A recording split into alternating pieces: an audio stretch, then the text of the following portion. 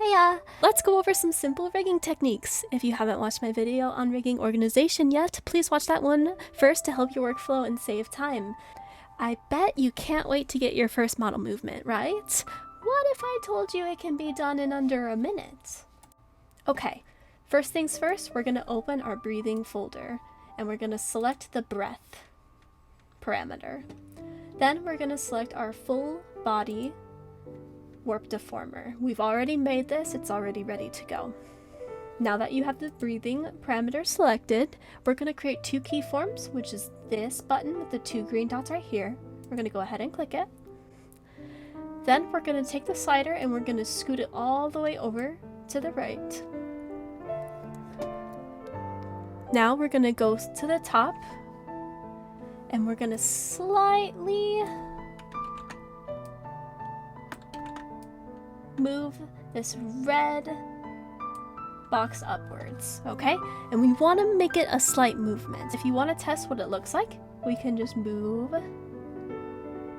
this slider back and forth to get just a very simple idea. Now we can go to our modeling screen to check our work, which if we go up to modeling up here at the top, we click that and then open physics/scene blending settings. It'll be the last thing on your menu. And congratulations, our first movement is done. If you decide you want to make the breathing more dramatic or more subtle, all you have to do is exit out of modeling, go back to your breathing parameter, make sure it's slid over to the right, and then you can just adjust the red box, make your model go up or down further, however you want, to adjust how dramatic that movement is. Now that we have this simple breathing technique, we're going to add a bounce to our model. You may or may not want to have your model bounce in your finished product, but just in case you do, I'm going to show you how to do it.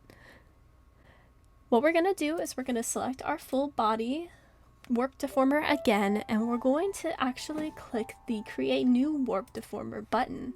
We're going to call this Bounce. This is going to prevent us from having some interference when we rig our body movements. This is just going to be attached to our bouncing movement. What we're going to do is we're actually not going to use any of our folders. We're going to go down here, right click, and create a new parameter. I'm going to call this one Bounce X, and I'm going to create another new parameter and call it Bounce Y. We don't have to mess with any of these minimum or maximum values, we can just keep it the same. Once warp deformer selected, which is already selected, we're going to create two new keyforms again, very similar to breathing, and we're going to slide it all the way to the right. Now, on the x-axis, which is horizontally, we're going to squish the red box inward on both sides. It doesn't have to be even. I actually prefer it to not be even, just to give it a more of a unique flair. Now we're going to do the same thing with Bounce Y. Add two new keyforms, slide it to the right, just going to move this down from the top. I'm not going to squish it from the bottom. If you want to, you can. I'm just going to squish it from the top. And then now we have this squish movement. It's almost exactly like the breathing. Once we have that done, we're going to go to this hamburger menu, click on it, and hit Synthesize Corners. Make sure your parameter 1 is Bounce X and your parameter 2 is Bounce Y. Hit OK. Now if you want to test this, we can click on this little chain icon here. And then if we play and move our cursor around, we can kind of see what it's going to look like. Now you've put together the rigging aspects of the bounce. You've set it up, but in order for it to actually bounce, we need to add it to our physics. What we're going to do is go back to modeling, hit Open Physics and Blending Settings. Right now we see these two new parameters with dots in the center, but they're not moving like our breath is. That's okay, that is to be expected. We're going to go up here and we're going to hit Add. We can name it, we're going to call this Bounce X. First thing we're going to do is we need to add an input. We're going to go ahead and add Angle X. We'll change the effectiveness to 100. And you are more than welcome to copy these numbers. Next, we need to add a pendulum. This is going to tell the program how much we want it to bounce. So I like to add two pendulums.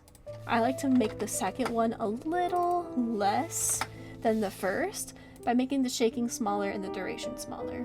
Once you have a pendulum and you have the effectiveness of the angle, you need to go to output settings. This is where we will put the rigging that we just implemented. So we'll look for bounce X, check mark it, and put it in.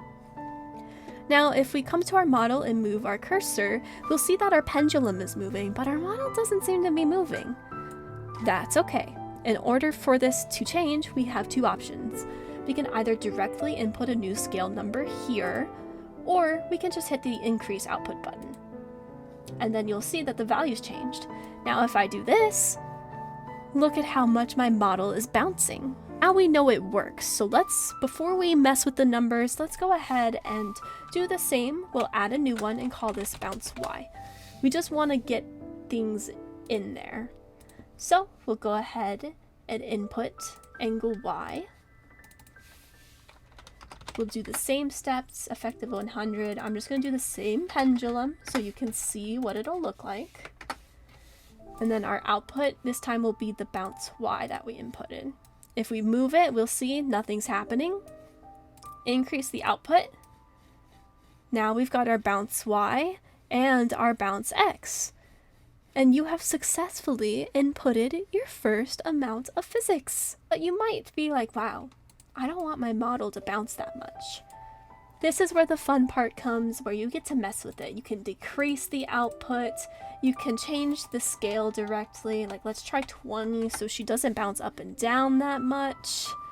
See, now she's a little less dramatic on the up and down bounce, but she's really bouncy on the X. And if you ever want to change the group, you just click here and you'll let it change. Let's change the scale to 25. She's still very bouncy on the X. Let's make her less bouncy. And now the bounce is a lot less dramatic, and you can play with your pendulum as well. This is where you get to input different numbers until you find something that you like. Not only did you get your first movement with your breathing, but you got to do bounce and deal with some physics as well. I hope these tutorials were helpful.